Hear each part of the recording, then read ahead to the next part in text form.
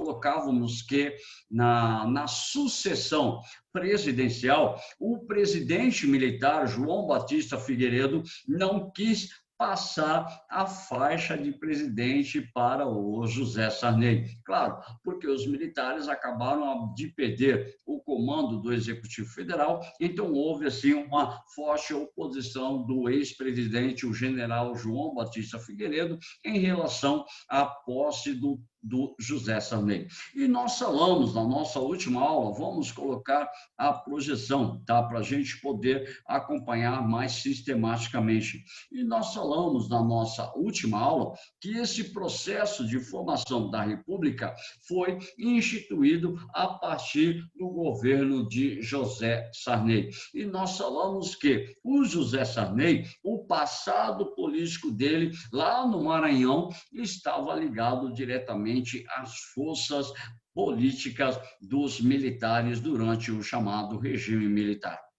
Então, começa a estrutura do governo do José Sarney. Isso nós falamos, essa projeção nós mostramos na última aula, nós estudamos essa projeção falando a respeito do emendão que foi criado em 1985, que instituía algumas ações para a organização da República do Brasil, estabelecimento das eleições presidenciais, estendeu o direito de voto para os analfabetos, liberdade partidária. Portanto, a partir de 1985, não há discriminação em relação à formação dos partidos políticos. Eles podem ser formados diretamente na estrutura da democracia do Brasil. Uma organização e uma liberdade sindical. E nós falamos na última aula, uma das coisas, ou o elemento mais importante dentro do governo de José Sarney foi a convocação da Assembleia Nacional Constituinte em 1986, e essa Assembleia Nacional ela vai apresentar em 1988 a nova Constituição da República do Brasil, chamada de Constituição Cidadã, ok? A nova Constituição. E problemas econômicos eram constantes dentro do regime administrativo do Brasil, tanto dos militares quanto do José Sarney. O José Sarney assume em 1985 para o final da década de 80. E o início da década de 80 já era muito preocupante no campo da economia devido a uma alta inflação que já vinculava o governo dos militares, tá? Aí, logo de início, logo um ano depois da posse do José Sarney, ele lança o chamado Plano Cruzado. Qual era a ideia do Plano Cruzado, coordenado pelo ministro da Economia, chamado Dilson Funaro? A ideia era reestabelecer a estabilidade econômica do Brasil. Para isso, há uma mudança no sistema monetário e também no nome da moeda com a qual nós possuíamos dentro do Brasil. A nossa moeda, até então, era o chamado cruzeiro. Com o plano cruzado, a nossa moeda deixa de se chamar cruzeiro e passa a se chamar cruzado. A partir de fevereiro de 1986, 1.000 cruzeiros valeria o equivalente a um cruzado, para poder tentar estabelecer uma estabilidade econômica dentro da economia do Brasil. Em que consistia o Plano Cruzado? Medidas para tentar equilibrar a economia do Brasil. Para isso, ocorreu congelamento de preços e congelamento de salários. O reajuste dos salários seria após a inflação de 20%, chamado de gatilho salarial, ou seja, toda vez que a inflação ultrapassasse um limite de 20%, o salário seria reajustado. Só que houve um problema muito sério, tá? Houve o congelamento de preços, houve o congelamento de salários e houve, consequência disso, uma crise no abastecimento. O que foi a crise no abastecimento? Os preços estão congelados, não pode haver aumento de preços dentro do Brasil. E isso instigou a população, tá, a participar da fiscalização do governo, ou seja, o cidadão brasileiro, parte da população era chamado de fiscais do Sarney, porque eles fiscalizavam realmente o aumento dos preços nos supermercados, nos diversos estabelecimentos de comércio, certo? Então, a partir daí, houve uma pressão dos empresários sobre o governo brasileiro. Se não liberar o aumento de preços, não haverá produto no mercado. Então, o que acontece? Muitos comerciantes passam a reter as mercadorias e não expô-las nos supermercados, não expô-las nas prateleiras. Então, faltava alimento para a população. Consequência disso, o governo libera o reajuste de preço enquanto o salário fica congelado. Olha o problema sério que vai causar para a nossa economia, para a nossa estrutura econômica, os problemas da década de 80. Então, aí começa o seguinte, o consumo começa a estar superior à oferta, associada com essa crise do abastecimento, associada com esses problemas de congelamento de preço de salário, o governo passa a estabelecer uma maior importação de alguns produtos e as exportações vão sofrer um processo de redução. Reduzindo as exportações significa que há uma redução no número de empregos, ou seja, aumento do desemprego no Brasil, muitas empresas começam a fechar as portas.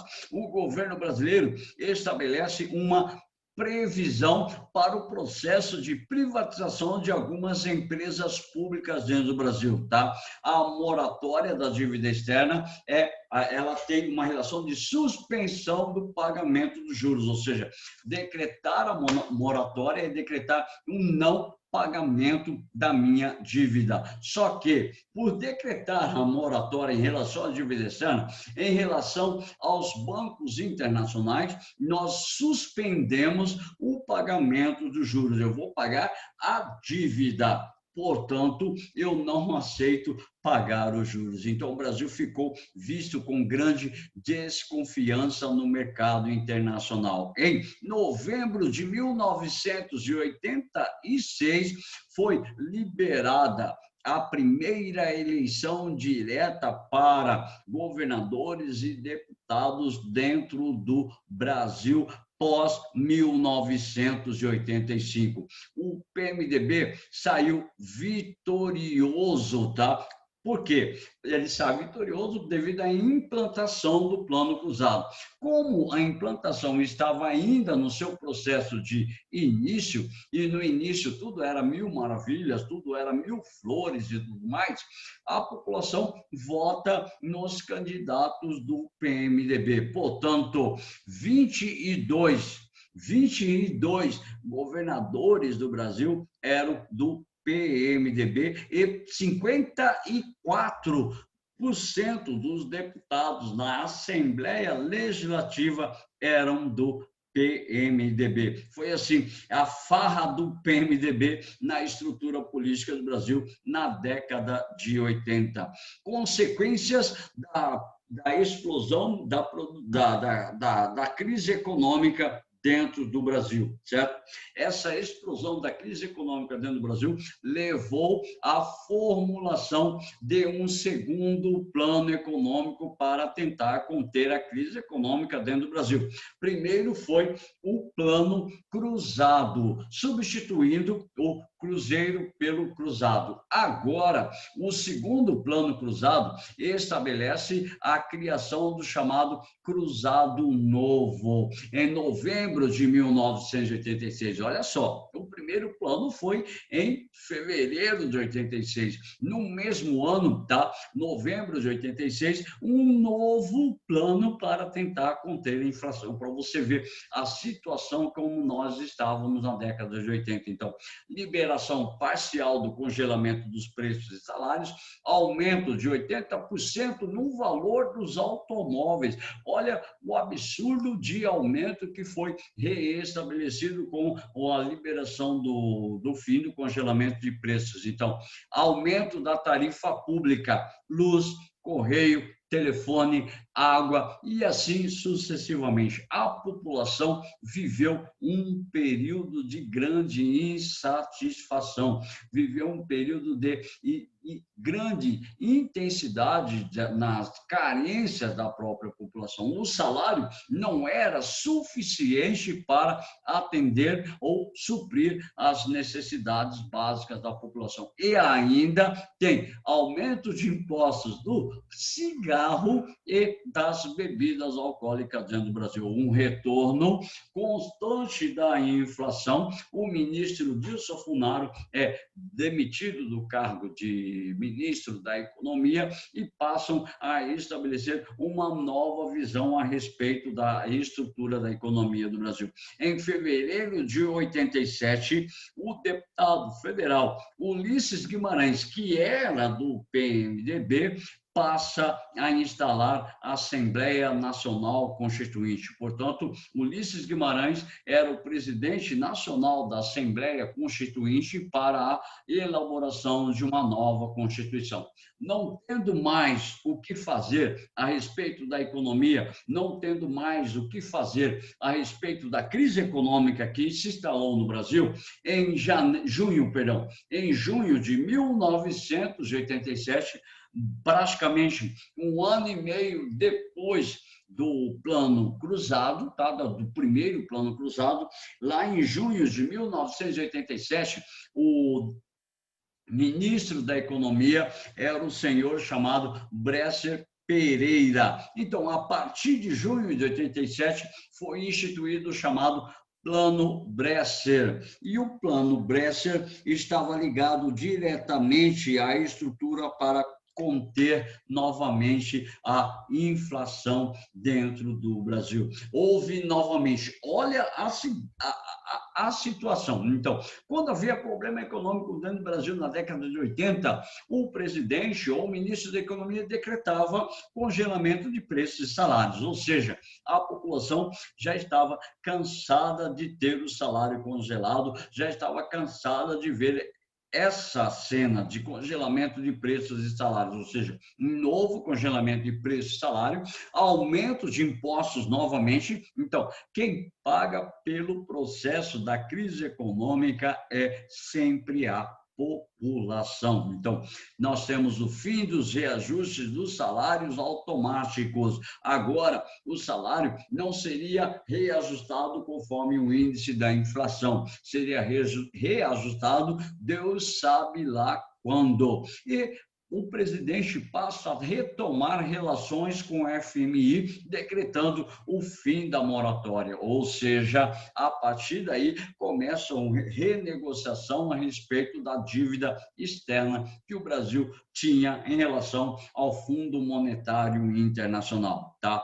Houve um fracasso também do Plano Bresser, houve um fracasso profundo da estrutura econômica dentro do governo de José Sarney e teve uma queda vertiginosa da popularidade do governo. O governo ficou popular a partir de fevereiro de 1986 com um plano cruzado. Só que o plano cruzado não deu certo. A economia passou pelo fantasma da inflação novamente e começam as estruturas da oposição da população ao governo do José Sarney. A única situação que estávamos caminhando para uma questão vamos colocar assim, a Constituição de 88 foi assim uma novidade dentro da estrutura política do Brasil, porque ela foi a responsável pela instalação realmente da democracia dentro do Brasil e a possibilidade de ampliação da cidadania do povo brasileiro. Então, em 1988, passamos, tá, a estabelecer a nova Constituição do Brasil, essa que nós temos hoje. E já existe movimento dentro do corpo legislativo do Brasil para poder fazer uma reformulação na Constituição. Já se fala de reforma constitucional. Então, 1988, 98, 2008, 2018, temos 42 anos da nossa Constituição, praticamente 4 décadas da Constituição, e já querem reformular a Constituição. Tá. Alguns pontos importantes da Constituição de 88.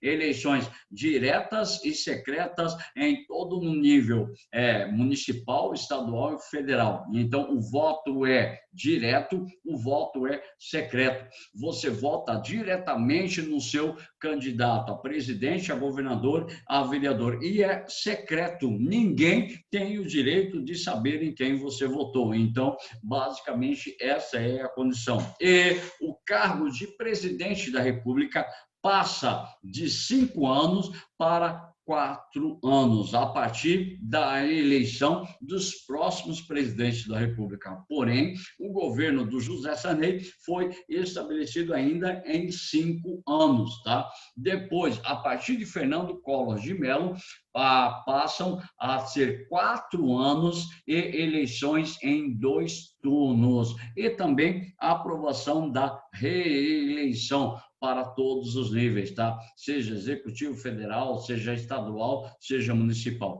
O voto facultativo para analfabetos e menores de 16 a 18 anos, ou seja, menores entre 16 e 18 anos, tá? A partir do momento que você faz 18 anos de idade, o voto já é obrigatório. O analfabeto, se ele quiser, ele pode votar ou ele pode se abster da eleição. Então, eleição para cargo executivo em 2 turnos. Primeiro turno, segundo turno. Se acontecer, como foi o caso da eleição do Fernando Henrique Cardoso, ele vence em primeiro turno a eleição, porque a quantidade de votos que ele tinha era superior à quantidade de votos do segundo e do terceiro colocado. Por isso, neste caso, vai para o primeiro turno propriamente. Se o número de votos do primeiro candidato não superar a soma do primeiro, do segundo e do terceiro candidato, vai para o segundo turno, o primeiro e o segundo mais votado. Reestabelecimento do habeas corpus, o direito de responder o processo em liberdade, o fim da censura à imprensa em todos os níveis, em todas as situações, e reestabelecimento do direito de greve, férias com um adicional de 1/3 do salário. Suponhamos, se eu tenho um salário de R$900, se eu sair de férias, o meu empregador tem que me passar R$300 como se fosse um abono para eu poder estabelecer as minhas férias. E multa de 40% do fundo de garantia por tempo de serviço em caso de demissão de justa causa ou sem justa causa, tá?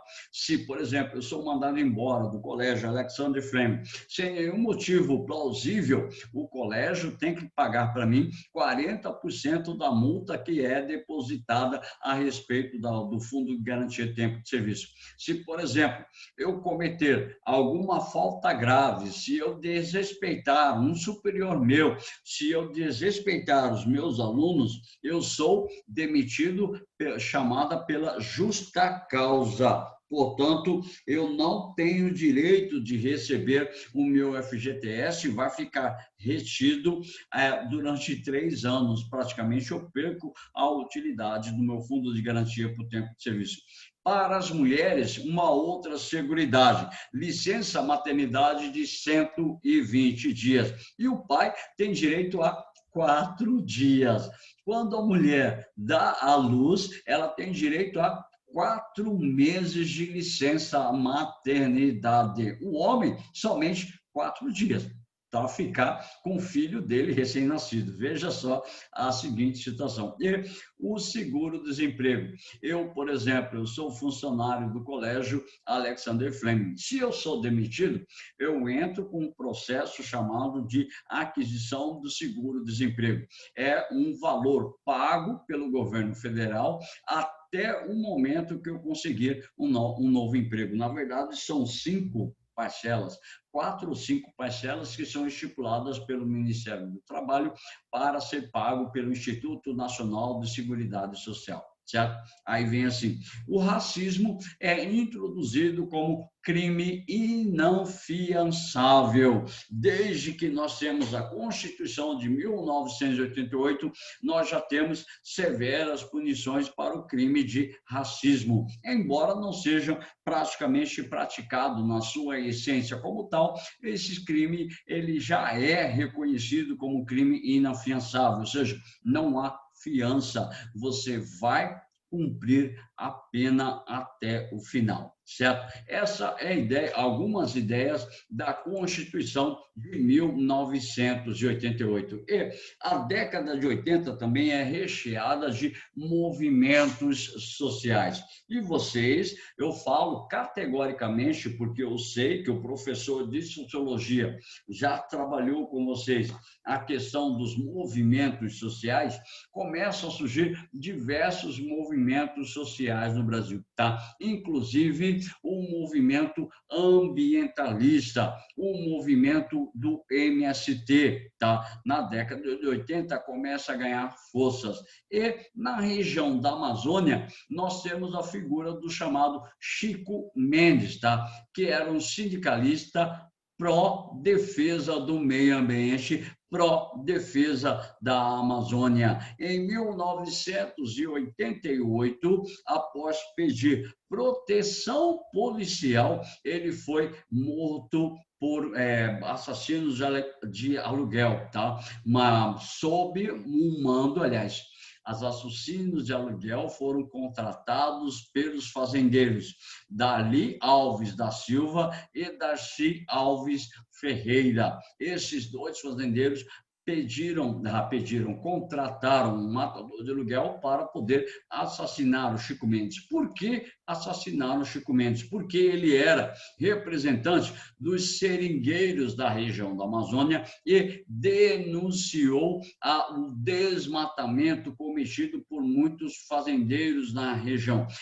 Coordenou, tá, um processo de luta em defesa da proteção da floresta amazônica. Então, surgem situações que vão marcar a década de 80.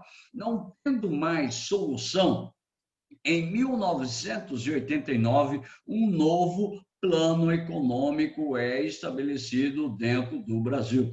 O Plano Cruzado mudou o nome da moeda do cruzeiro para o cruzado. O Plano Verão, criado em janeiro de 1989, o ministro da Economia era o senhor Maílson da Nóbrega. Ele vai fazer a mesma estrutura do Plano Cruzado, ou seja, 1.000 cruzeiros passam a valer um cruzado. Agora, a ideia é o seguinte, tá? 1.000 cruzados vão passar a valer um cruzado novo. Só que aí há um problema muito interessante, porque o governo brasileiro não tinha dinheiro para mandar fazer dinheiro, ou seja, não tinha dinheiro para poder fabricar ou poder produzir as notas do cruzado novo.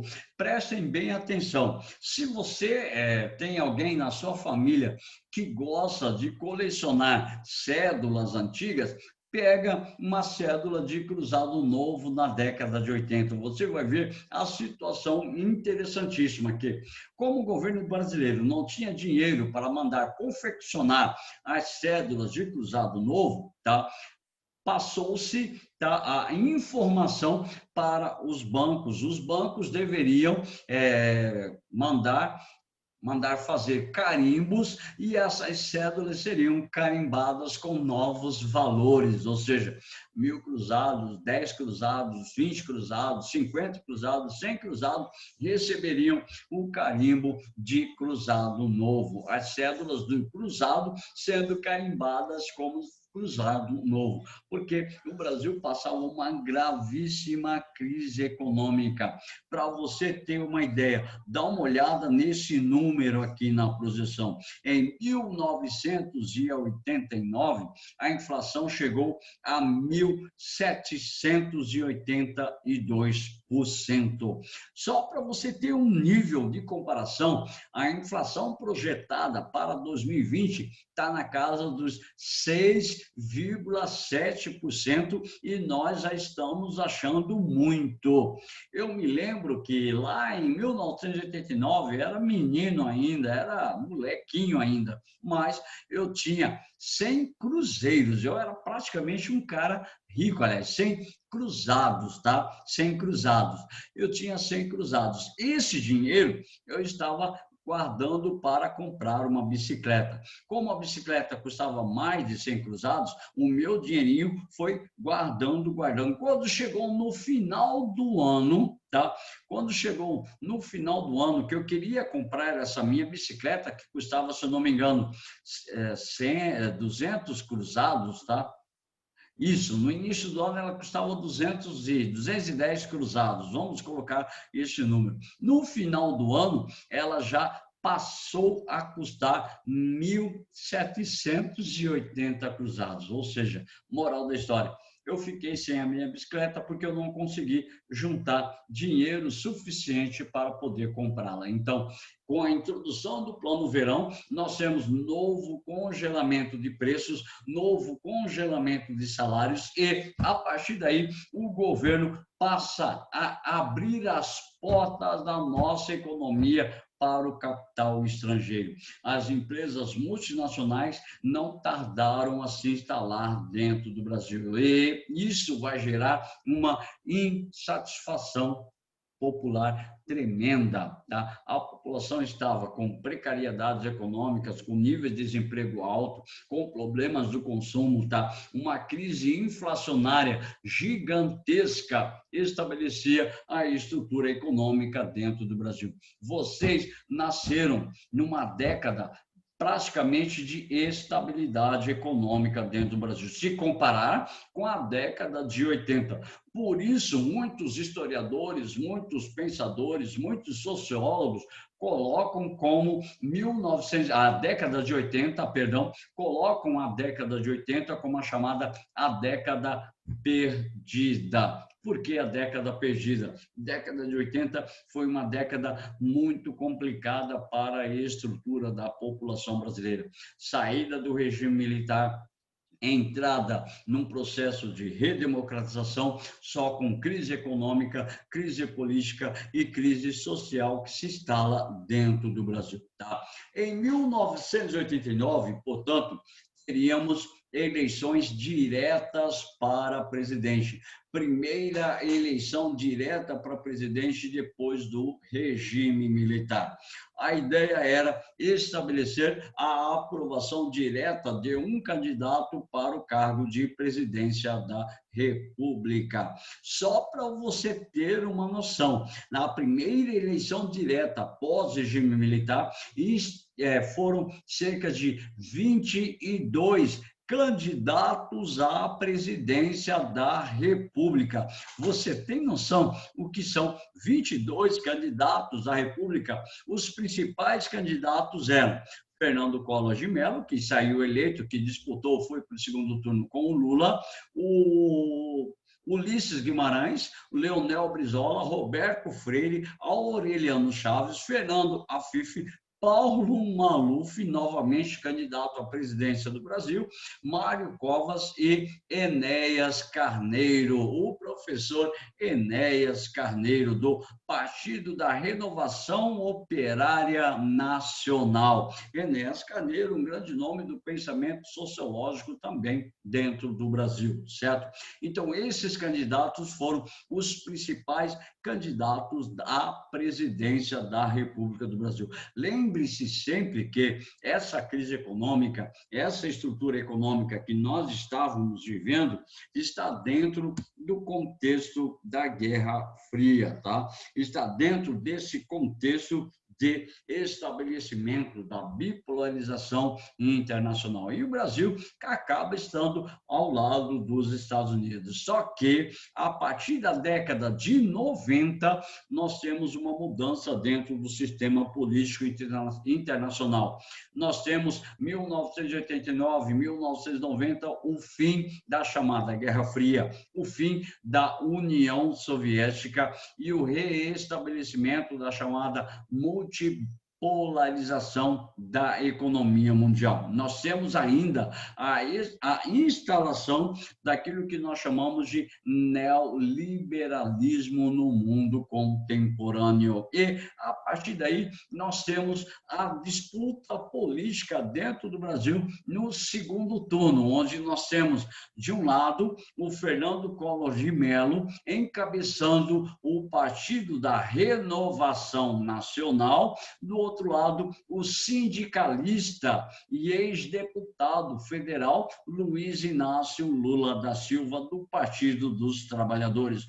Foram os dois candidatos mais bem votados em primeiro turno e vão diretamente disputar o segundo turno das eleições presidenciais em 1989. Só que, em segundo turno, vence o candidato Fernando Afonso Collor de Mello. Então, a partir de 1990, Fernando Collor de Mello representaria, tá, a renovação política dentro do Brasil. Só que muitas pessoas não sabiam que essa renovação política era uma falsidade, porque o passado político, então, do presidente Fernando Collor de Mello era ligado à ditadura militar, durante toda a sua história política no Alagoas.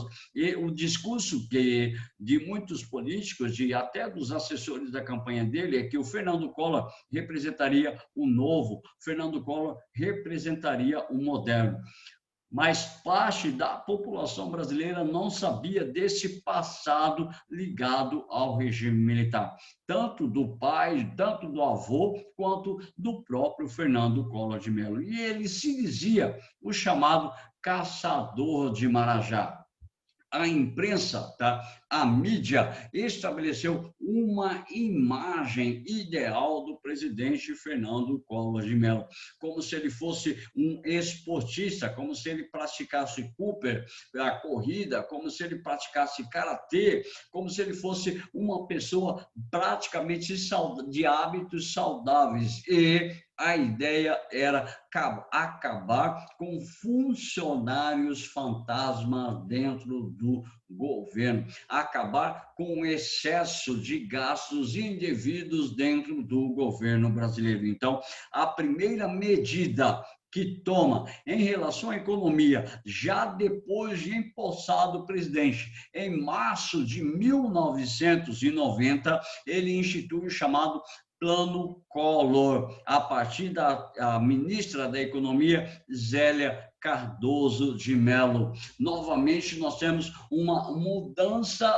dentro da economia, mudança para tentar conter a inflação, manter a estabilidade econômica e aumentar o índice de empregos dentro do Brasil. Então, um cruzado novo que foi estabelecido dentro do plano verão do governo José Sarney, um cruzado novo passaria a valer um cruzeiro novamente. Então, volta o cruzeiro. Para você ter uma ideia, só para você ter uma ideia, em menos de 10 anos o cruzeiro passou a ser cruzado, de cruzado passou a ser cruzado novo, de cruzado novo passou a ser cruzeiro e depois passa a ser real. pelo menos o plano real, a moeda real que nós temos até hoje é válido basicamente como uma mudança definitiva dentro da estrutura da economia do Brasil. Portanto,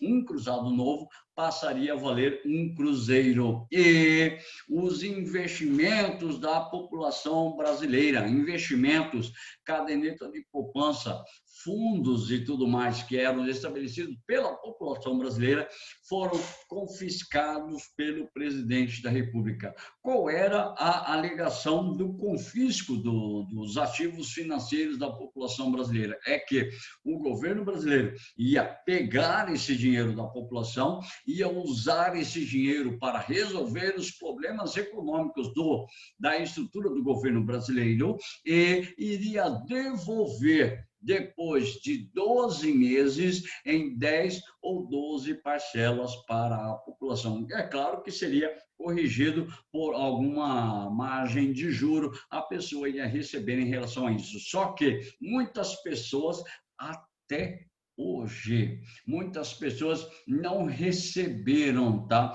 o restante do pagamento ou pelo menos a primeira parcela do pagamento dos ativos financeiros de muitos que foram confiscados. Isso já vai gerar uma grande insatisfação da população brasileira. Em relação para tentar estabilizar a economia no Brasil, aumento das tarifas, ônibus, gás, água, luz, telefone, correios, os serviços essenciais para a população brasileira tiveram um aumento tarifário gigantesco estabelecido dentro do governo Collor, a partir do chamado Plano Collor. E ele vai falar assim: a nossa produção nacional é incompatível com as necessidades da população. Os nossos carros, os nossos automóveis são carroças motorizadas. Então, ele abre as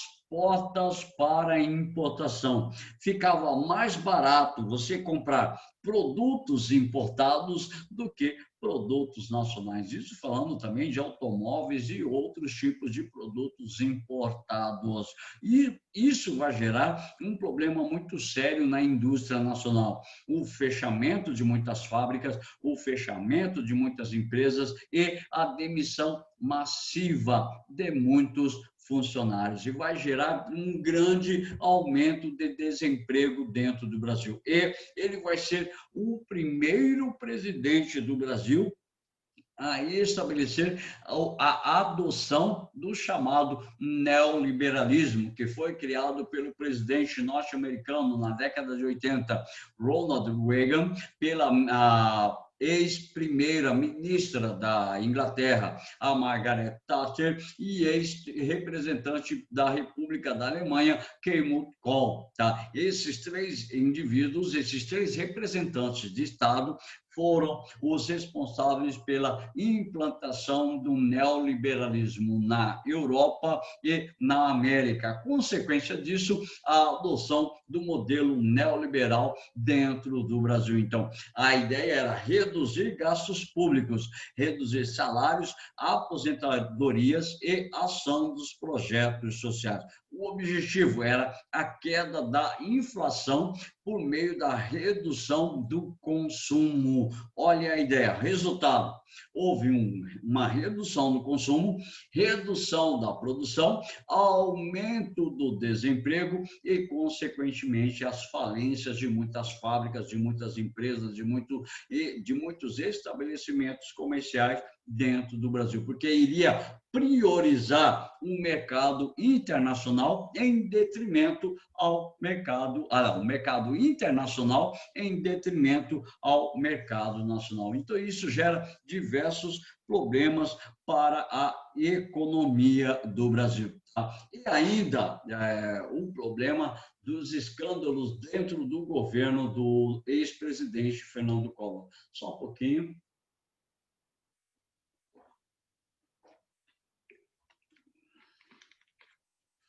Na sua campanha eleitoral, o presidente Fernando Collor de Mello, ele estabeleceu metas, como, por exemplo, acabar com a corrupção dentro do Brasil, acabar com os marajás políticos dentro do Brasil e estabelecer a estabilidade econômica dentro do Brasil. O que vai acontecer? O seguinte, o PC Farias, ele foi tesoureiro da campanha do presidente Fernando Collor de Mello. Então, vem o escândalo chamado o escândalo PC Farias, ou esquema PC, um grande esquema de corrupção. Este indivíduo, à sua esquerda, é o chamado Paulo César Farias, tá? Ex-tesoureiro de campanha de Collor e peça-chave no esquema de corrupção. Foi assassinado em 1996, tá? Ele, a namorada dele e ele foram encontrados, trancados dentro de um quarto, tá? Assassinados. A hipótese na época era de assassinato, como se o Paulo César Farias tivesse assassinado a namorada e, como consequência, tivesse cometido o suicídio logo em seguida. Então, o que vai pesar para o presidente Fernando Collor de Mello? Ele está envolvido diretamente nesses esquemas de corrupção, principalmente em relação às madeireiras do estado de Alagoas, que doaram dinheiro para a campanha, dinheiro ilícito para a campanha do presidente. E o irmão do presidente, que está aqui, tá? Do lado direito, a imagem do lado direito, reportagem especial da revista Veja, da década de 90, o irmão do presidente, o chamado Pedro Collor, contou todo o esquema de corrupção que funcionava dentro do governo. Então, o vídeo e a entrevista com os ataques do irmão do presidente. Então, na verdade, o Pedro Collor de Mello participou dos esquemas de corrupção, só que ele ficou de fora de muitos pagamentos de propina. Ele acabou sendo prejudicado. Portanto, é ele que vai denunciar, tá, o esquema de corrupção do ex-presidente Fernando Afonso Collor de Mello na presidência da República. Então, o esquema de corrupção formado ou comandado por Paulo César Farias levou à retirada do presidente Collor do cargo de presidente do Brasil. Então, em maio de 1992, praticamente com 2 anos, tá, dentro da presidência do Brasil, o Fernando Collor de Mello foi denunciado e vai se instalar dentro do Brasil uma comissão parlamentar de inquérito, ou seja, vão montar um grupo de indivíduos que vão investigar as denúncias do Pedro Collor e a relação, o esquema fraudulento do Paulo César Farias e a relação direta com o presidente Fernando Collor de Mello. O resultado da CPI foi justamente que o ex-presidente da República estava envolvido diretamente dentro do esquema. Então, se instalou um projeto de impeachment ou de impedimento do cargo do presidente da República. E nessa época, o professor de sociologia, olha, de novo, eu falando a respeito do professor de sociologia. E o professor de sociologia que trabalhou os movimentos sociais, ele deve ter falado para vocês a respeito dos novos movimentos sociais que surgem a partir da década de 80 à década de 90. O movimento Fora Collor foi comandado principalmente pelos acadêmicos, pelos estudantes universitários, pelos empresários dentro do Brasil, principalmente grandes grupos de jovens que saíram às ruas pedindo o processo de impeachment para o presidente Collor, ou seja, mobilizações populares. Centro do Rio de Janeiro, no centro de São Paulo, foram tomados pela multidão da população brasileira, por jovens que pintavam as ruas. Dá uma olhada aqui nessa imagem que está à direita. Jovens que pintaram a rua, encheram, tá? Pintaram a rua, não, pintaram o rosto, por favor, desculpa. Pintavam o rosto de verde e amarelo, colocavam expressões como fora Collor, iam para as ruas de Brasília pedir uma ação direta contra o presidente Fernando Collor de Mello, tá? Gente, tem indivíduos, alunos que estão caindo, alunos que estão com problema na internet. Sem problema, se cair, pede acesso novamente que eu vou aceitar, tá ok? É que o tempo está nublado, o tempo está meio chuvoso, então, com o tempo nublado, com chuva, muitas pessoas passam a ter problema com a internet sem problema nenhum, certo? Então, 1982, o movimento Cara Pintada, um movimento fora Collor, serviu de pressão para os políticos na Assembleia Nacional, também no Senado Federal. Portanto, nós temos ações dentro do Legislativo Federal para eliminar ou para impedir o prosseguimento do mandato do presidente Fernando Collor de Mello. Tá? Então, nós temos consequências sérias dentro do campo da política. Em setembro de 1992, o Fernando Collor de Mello, aliás, o Congresso Nacional aprova o impeachment.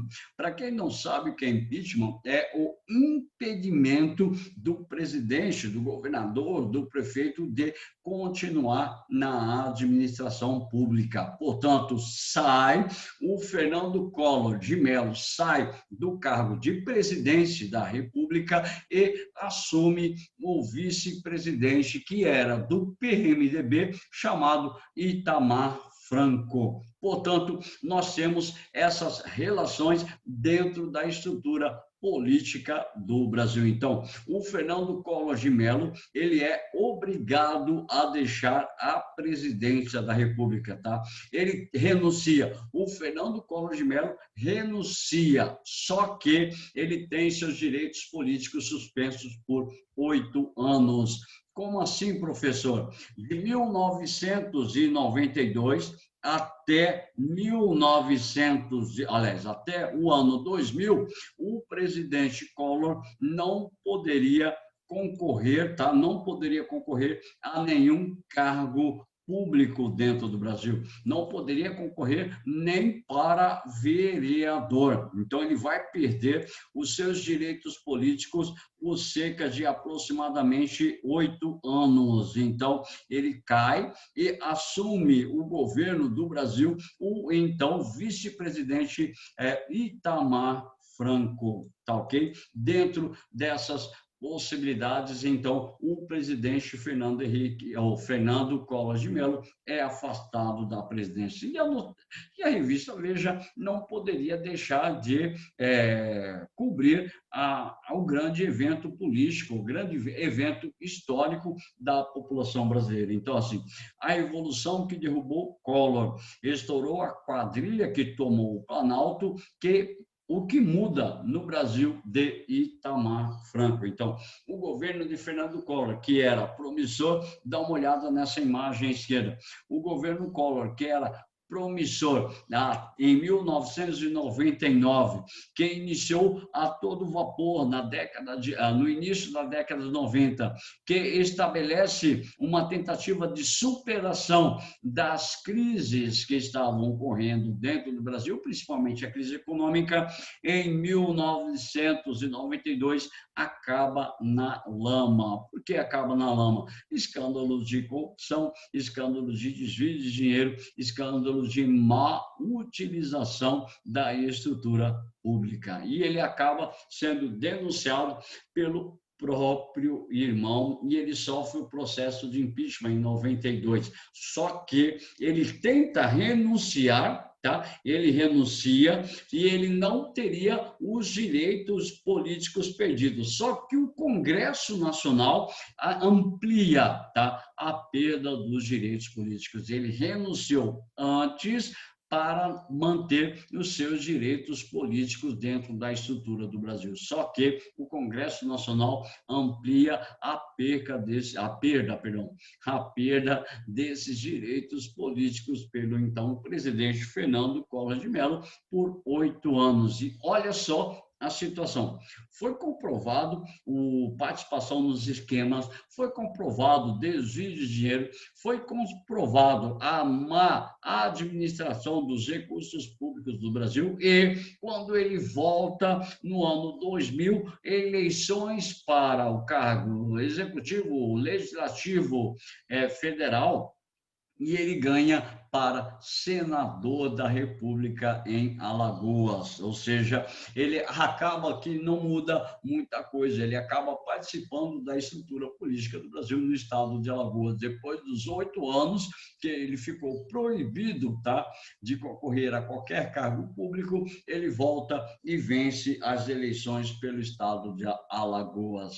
Só que, recentemente, ele tornou-se senador novamente, mas não pelo estado do Alagoas. Ele mudou o endereço residencial dele para Roraima, para vencer como senador da República do Brasil. Então, historicamente, a carreira política do Fernando Collor de Mello foi uma carreira de altos e profundos baixos dentro da estrutura política do Brasil. Então, falamos a respeito do José Sarney, a crise instituída, a crise estabelecida dentro do governo do José Sarney, e falamos a respeito da estrutura política estabelecida dentro do governo Collor. Aí a gente passa, para terminar até 94, a gente passa rapidinho a respeito do governo Itamar Franco.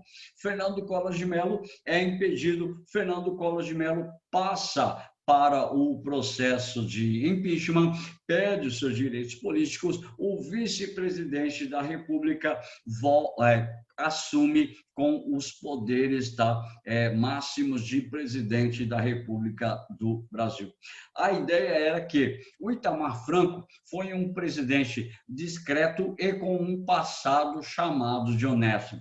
Ele dizia que não precisava se envolver com escândalos de corrupção e tudo mais, porque economicamente ele não precisava de nada disso. Então, ele dá continuidade ao processo de privatização e é o primeiro presidente, depois da era do regime militar, a estabelecer uma equiparação entre o salário do brasileiro e o dólar, ou seja, o salário mínimo na época, no fim de 93, vamos colocar já em 1993, o salário mínimo era equivalente a 100 dólares. Portanto, a grande essência, tá? A grande essência do governo do Itamar Franco foi mudanças na estrutura econômica. Ao invés de equiparar a nossa moeda com uma outra moeda nacional, ele equiparou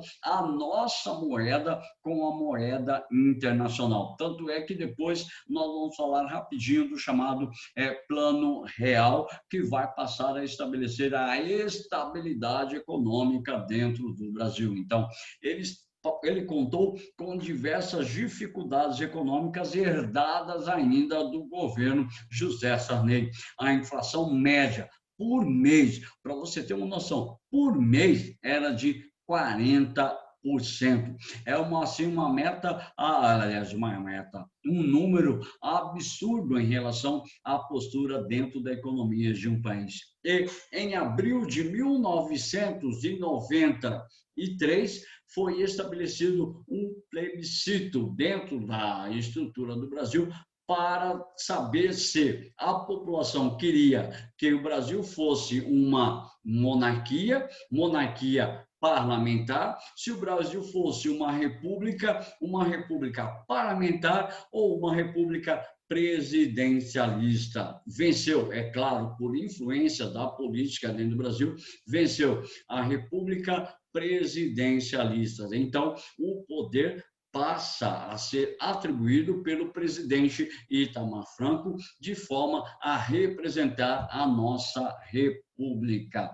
Já pensou se nós voltássemos novamente para a estrutura monárquica? Havia e ainda há dentro do Brasil um sucessor direto do Dom Pedro II, tá? Ele mora em Petrópolis, no Rio de Janeiro, na sede imperial, tá? Numa das sedes imperiais do Brasil, ele mora lá, que seria o príncipe de Bragança, que herdaria, tá, a coroa de Dom Pedro II. Só que, assim, é muito velhinho, já está na casa dos 90 e alguns anos mais. Então, em 93, vence, tá, a República presidencialista. Então, de 93 até hoje, o Brasil ainda se mantém uma república presidencialista. E dentro dessa estrutura mantém a divisão dos três poderes: executivo, legislativo e judiciário, dentro dessa estrutura. Só que ainda nós temos algumas atitudes que geraram discussão. Não vamos falar a respeito de polêmicas e tudo mais, mas geraram certas discussões, como, por exemplo, de 1994 a 1996, o retorno da produção do Fusca. Ele dizia que era o automóvel que tinha a cara do cidadão brasileiro. Então, de 1994 até 1926, foi retomada a produção do Fusca. E por isso que os automóveis criados de 94 a 96, eles estão chamados Fusca Itamar. Depois cessa a produção do Fusca devido à modernização do mercado, às inovações do mercado do automobilístico. No Carnaval de 1994, ele foi assediado pela pseudomodelo atriz Lilian Ramos, ou seja, ele manteve um caso público com essa atriz e com essa modelo que era muito mais nova do que ele. Então, ele participava de palanques, de festas e tudo mais, e ela estava junto com ele. Então, foi assim, um ar de questionamento da personalidade do presidente da República. Em relação à estrutura econômica, em relação à estrutura da própria política, ele era considerado um presidente com um passado honesto, o primeiro presidente que tinha um passado honesto dentro da estrutura política do Brasil. Tá?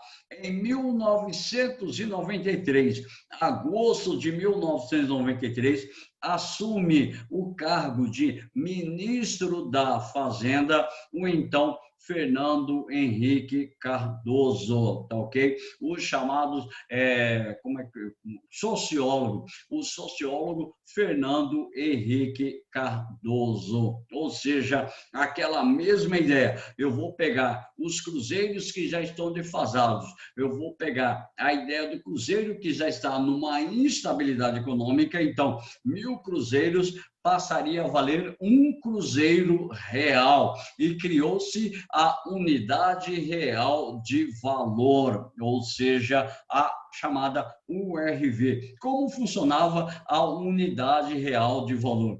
Um cruzeiro real ia valer a cotação de $1 diário, ou seja, se o dólar custasse 1.500 cruzeiros, então uma unidade real de valor valeria $1. Chegou o caso da implantação da chamada unidade real de valor. Em 94, início efetivo do Plano Real. Olha o que vai acontecer. Uma unidade real de valor é igual a R$1. E esse R$1 valeria 2.700 cruzeiros reais, ou seja, há uma adaptação da moeda a uma nova moeda nacional e a nossa moeda nacional estava ligada à cotação diária do dólar. Então, isso vai estabelecer um processo de valorização da moeda nacional.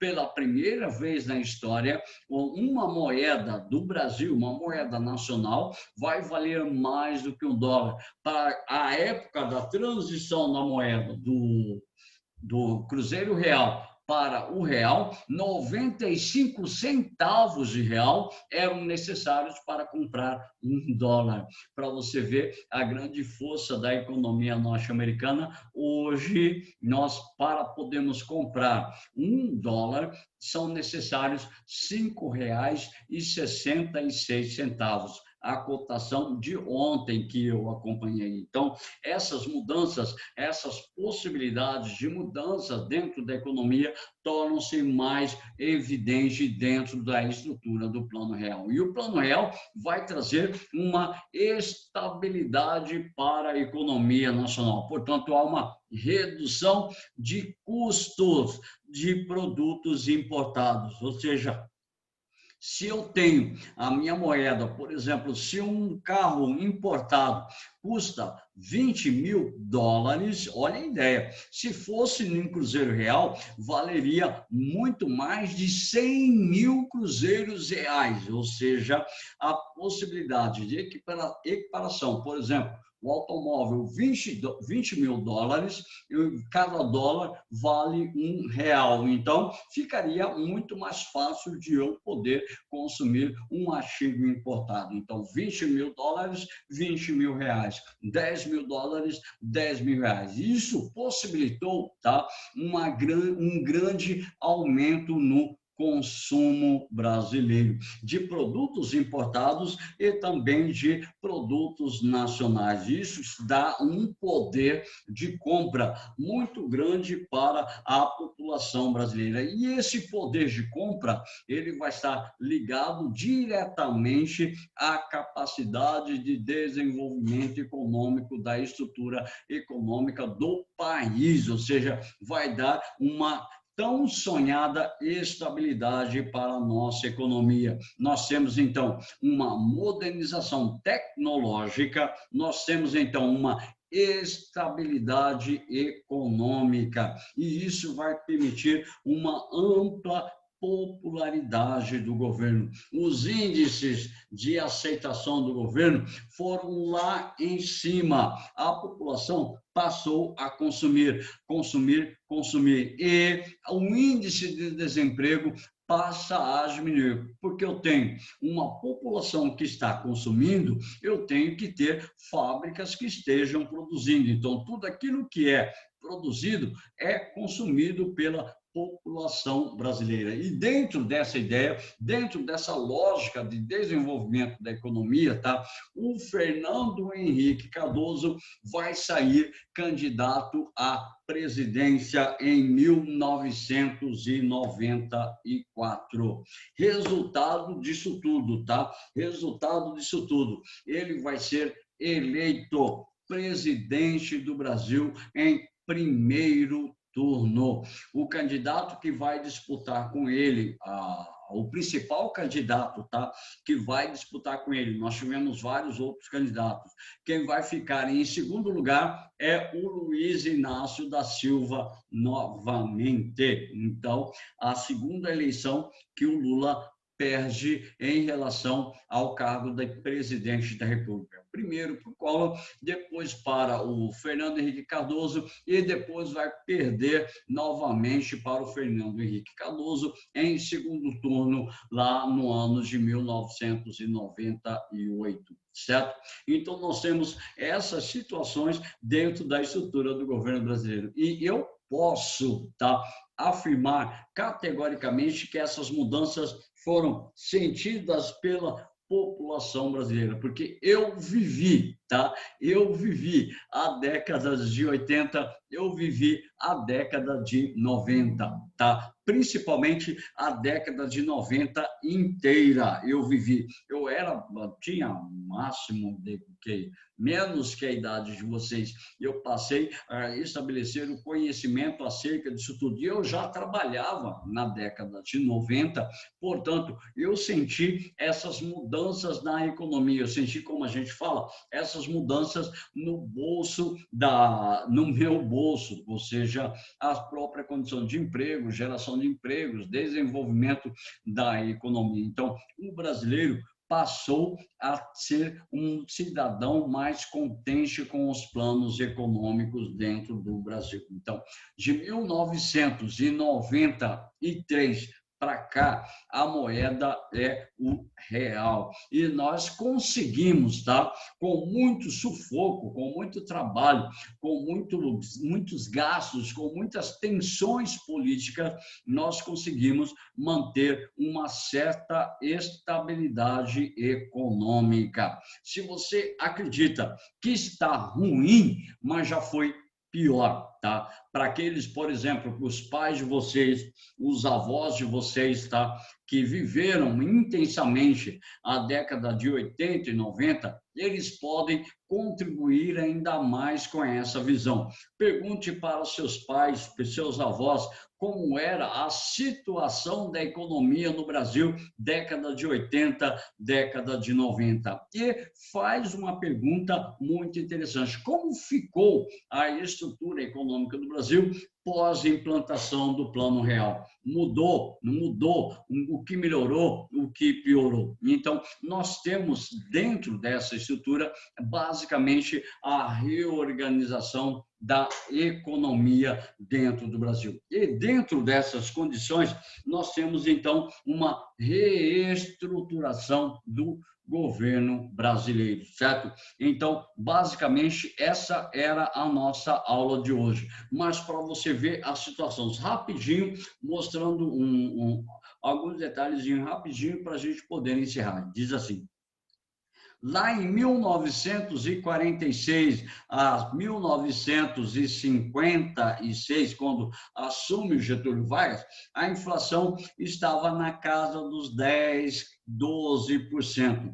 Com Juscelino Kubitschek, há um declínio, tá? Ou do governo de Vargas para Kubitschek, há um declínio da inflação e um constante aumento desse sistema inflacionário, certo? E vai chegar o ápice ao governo do João Goulart. A partir de 1966, ou a partir ainda do governo militar, há uma redução das taxas inflacionárias. Por falar em regime militar, o governo Médici foi a implantação do Plano Nacional de Desenvolvimento que nós trabalhamos, ou chamado ainda Milagre Brasileiro, que depois começa a subir. E o governo de Ernesto Geisel e João Batista Figueiredo nunca parou de subir. Quando chega no governo Sarney, o chamado Plano Cruzado, estabelece uma diminuição da inflação, mas ela continua a subir. Chega o ápice dos 1.000 e poucos % que nós falamos, e o governo Collor há um processo de redução no primeiro ano, e a consequência é um aumento absurdo da inflação para chegar no governo de Itamar Franco. A partir da instalação do governo do Itamar Franco, começa uma redução. Então, os números não mentem. Há uma redução vertiginosa, tá? Da inflação até o início do governo de Fernando Henrique Cardoso. Cai assustadoramente. Depois, nós vamos analisar os índices inflacionários a respeito do processo de desenvolvimento da economia dentro do Brasil. Nós vamos ver como ficou a inflação no governo Lula, a inflação no governo Dilma, a inflação no governo Temer e até chegar um pouco a inflação durante o período Jair Bolsonaro, certo? Só que isso é conversa para os próximos capítulos, conversa para o capítulo 18, que vai falar da era Fernando Henrique Cardoso e da era Luiz Inácio Lula da Silva. Como ficou o governo do FHC, como ficou o governo do Lula, e a gente vai encerrar com o governo da Dilma. Se eu não me engano, o nosso livro de história traz a respeito até o governo da Dilma. Alguma coisinha do governo Michel Temer nós vamos colocar também para a gente poder discutir. Mas isso é uma outra aula, isso é uma outra discussão para a gente entrar em detalhes com a relação da estrutura do poder político dentro do Brasil. Então, portanto, nós temos o governo do Ernesto Geisel, João Batista Figueiredo, os dois últimos presidentes militares. Depois nós temos o governo do José Sarney, o governo do Fernando Collor de Mello, o governo do Itamar Franco e depois o governo do Fernando Henrique Cardoso, que nós não abordamos, que nós vamos abordar na próxima aula, porque é um outro capítulo que a gente precisa trabalhar a respeito da organização política dentro do Brasil, certo? No meu relógio, faltam 10 minutinhos para a gente encerrar a aula, para nós irmos para o almoço. Eu encerro aqui a nossa aula de hoje. Amanhã, se não me engano, temos mais um tempo. Deixa eu ver aqui. Amanhã temos mais um tempo de história do Brasil, de história. Nós vamos fechar esse capítulo 17. A partir da semana que vem, a gente volta para a frente A. Tá? História geral tem 2 capítulos para a gente fechar. Em História geral, a gente fecha rapidinho e a gente continua as nossas abordagens até o final do mês de novembro, certo? Para vocês, eu deixo aqui um abraço carinhoso e até amanhã. Bom almoço para todos vocês. Beijo, tchau, tchau. Tchau, professor. Obrigado. Tchau, Beijo, tchau, tchau. Obrigado. Abraço.